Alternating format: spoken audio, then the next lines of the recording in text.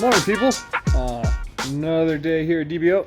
It's a Saturday morning. I think I'm the only one here today. Hamish might come stop by and maybe do some stuff on his E34. He had his key break on his Pathfinder on him when he was at the grocery store last night, and it didn't break in the ignition, like it broke in his pocket. So I think he might just be dealing with that. He was planning on working how to figure out how to steal his own car. But I'm here. You guys probably won't see this video till Monday or so, maybe Tuesday.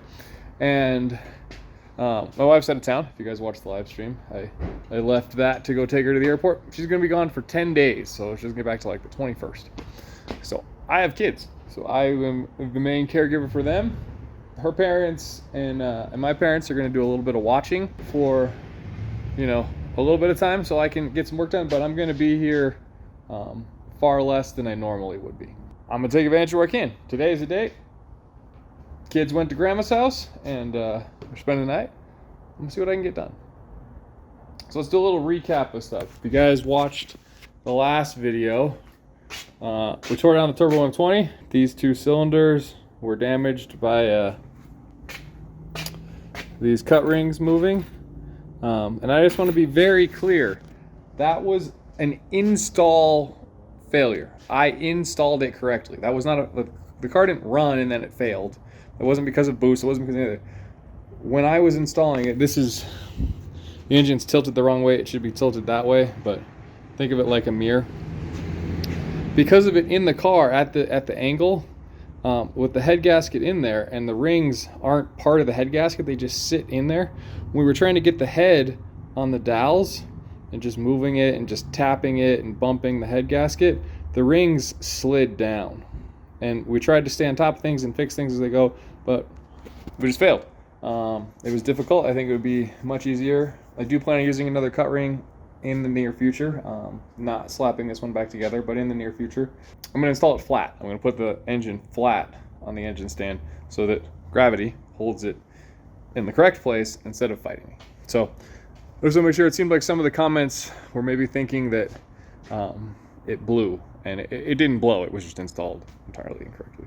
Yeah, that was on Wednesday. Things happened on Thursday. Hamish pulled an N52 out of an E60 so I could sell the oil pan. So that was a little bit of money. When we talked about the S52 that's over there, parting it out, I think I'm going to part out this N52 as well. There's a bunch of money on these that they're worth more in parts than they're worth together. I sold the intake manifold. This was the 3-stage one because this was out of a 530. So I sold that for $150, and I sold the pan for $80. That's quite a bit of money already right there. And then I have a DME with a key and a cast module, magnesium valve cover. I always forget the VVT. I think it's VVT. I don't know what that is. Motor? Drive unit? I don't know. But we got an alternator, we got our harmonic balancer, we got power steering pump. There's money in these. So I'm just going to end up taking this one apart as well and just selling the parts instead of trying to sell a whole. I had like 200,000 miles on it. What's that engine worth? Like $500? Got a trans to get rid of as well. It's a 6 HP or something, the 6-speed. We also got the Corrado inside. This is a Corrado G60, and somebody is hopefully coming today to grab the trans and the clutch off of it. So I need to get that split apart. I've had this thing for a long time. It's been up for sale or for part out for a really long time, and I think it's pretty well picked clean at this point. There's parts still on it, but I think I'm about done. I'm gonna make one last post today, and then Monday this is gonna go to the scrapyard. So the hope is to get it off the lift today and onto the trailer, and yeah, go from there. I heard something about these brakes being desirable for some other Volkswagen people, and then for you E30 people that do the RX-7 brake upgrade, it's these rotors that you actually use with the RX-7 calipers. I figured that out. So this is a supercharged 4-cylinder. Cars kind of have like a cult following. They're fairly cool. I don't know, supercharger's already been sold, alternator's been sold, a bunch of stuff's been sold. I'm gonna work on getting that stuff cleaned up, pulling some other parts. I might also try to take care of this section right here, get this a little clean today.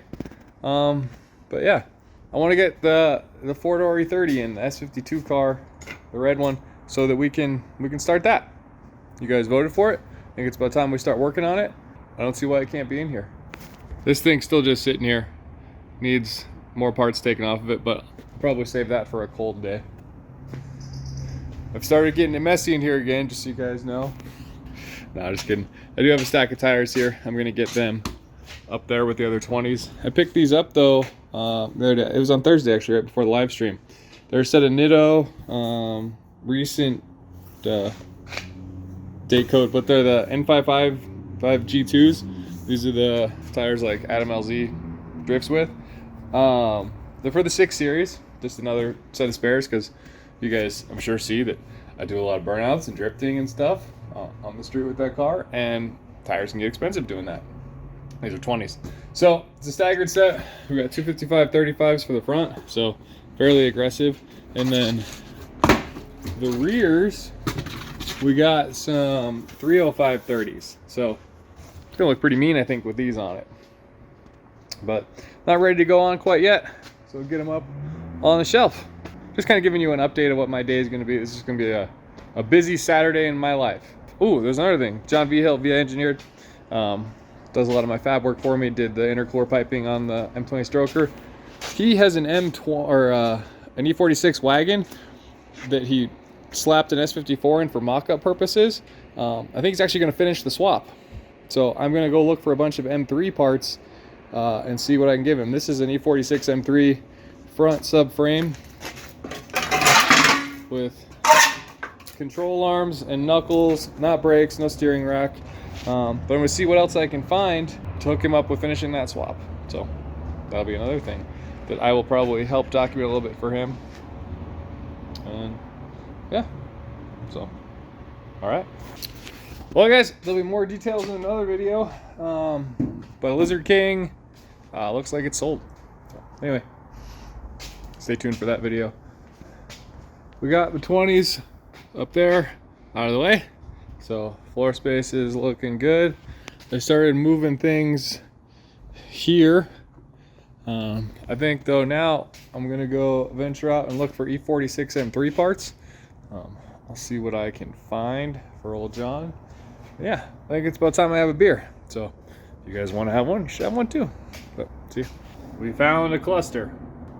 All right, and then I found a skid plate. And then I found a Section 2 exhaust. And then I found 1 caliper. So that's all we got today. I talked to him for a bit. He's not in a huge rush, so I'm just gonna put those parts off to the side for now, and then yeah, we'll look for more. But he sounds pretty serious about it, so I think he's gonna build a pretty sweet E46 M3 wagon. He wants to do like the hood, the rear quarters, the front fenders. So it should be a sweet car when it's done. I'd already sold him a rear subframe, and then out of a car that they were LS swapping for a customer, he got to keep the S54. So he is he's well on his way. What I'm going to do though now is finish a beer and then work on getting this engine, trans, axle, whatever this is all called, all this stuff off of this subframe.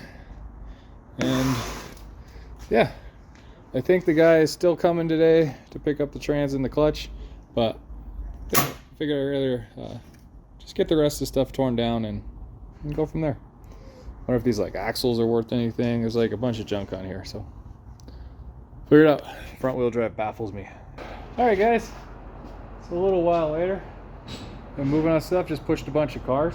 Got a little bit of stuff together. John turned out he's not going to buy that stuff today, so we ended up cleaning that up. Still need to pull that trans and clutch off, but that's not going to be part of this video. I got a car in the shop though. It is the next little project we're going to work on. So this is my 1991 E30 318i with an S52 swap. It's been a long time since I've worked on this car, so I don't really remember exactly where everything is. I'll tell you, it has an S52 in it with a ZF. It's got a drive shaft in it. It's 5 lug swapped with E36 M3 fronts, 318 Ti rears, It's on these Style 61s. These are 16-inch E38 V12 wheels. I think they're awesome. They got a ton of concave to them, if you can see that. So I think they fit the car really well. They rub a little bit, and they're really low in the front, or the car is. It's on the ground control E36 M3 E30 like conversion stuff. It's for the 5-lug swap. Obviously it's plastic bumper car, it's red, it's been painted. It's starting to fade a little bit, and I'm hoping it'll come back. It's getting real hazy. The roof looks pretty rough, to be honest with you. This used to be a really shiny car, but it had damage on it before. It had this big groove in it, and then at some point somebody showing the car here at the shop managed to do that big old one. So I don't know, maybe I'll just get it painted again. We'll see. But it's brilliant rot, if you can't tell. It looks really like hell rot on camera right now, but it's a little more red than that. It's less orange. Had a crack-free dash, but it has since started cracking in a couple places. It's got a houndstooth interior with not houndstooth sports, but similar to houndstooth. They match fairly well. The driver is a little messed up, but not the worst. It's just got a little bit right there. Yeah, and it just needs put together. We just got to finish it. The main thing is the wiring, just the adapter from the thing. It's missing a headlight. It does have Euro grills on it though, which are cool. Missing that bottom trim section. It just needs finished. So that's what we're gonna do. That's the next stop. Tint's a little messed up. I just want to make it. I stole the trim off of the rear for another car, so I was going to get Euro trim for this car so it doesn't have those lights in it. So we'll be looking for that. Taillights are good on it, which is good. I don't have the key to the trunk. I lost the keys to this car, and then I had another one made, but the guy had to leave before he finished, so it only turns the ignition. It doesn't unlock or lock any of the doors right now. So I gotta do a little more work. But Ryan was up here the other day. He was telling me something. Did you guys know the Z4M steering rack is like the best of the steering racks? It's a 12.8-to-1 ratio. It's the quickest. It's quicker than the Z4 M Roadster. And it's way quicker than the Z3 rack. Like, there's a reason that this thing feels so amazing, and it's because of that. What do you guys think that rack's worth? Turns out it's like $1,500. So I don't think it should stay in this car because it is very cool and everything, but I'm gonna add angle and stuff to this car, which that quickens the steering by itself, and it would suck to just kill that rack. So I'm debating selling that rack because it's worth all the money, or putting it in this one to make it that much cooler. I got a lot of plans for this one to make this kind of like the ultimate E30 to me. So we will see. But I just wanted to show you guys that it's in the shop. It might get pushed around a little bit, but we're gonna start working on it and get it done. And it's gonna be good. I want this to be a really nice car. I want it to be swapped correctly. I want it to have AC, just a nice, comfortable 4-door E30. It's not gonna be the fastest thing, like stock S52, maybe like a tune on the stock DME, see what Jason can do for me. But yeah, just drive it. I just want to show you guys that we're making moves, getting things cleaned out, ready to do it. It's in the shop, it's ready. And this one should get done in time for the drift event. Just waiting on that head gasket. And then, oh, what is that?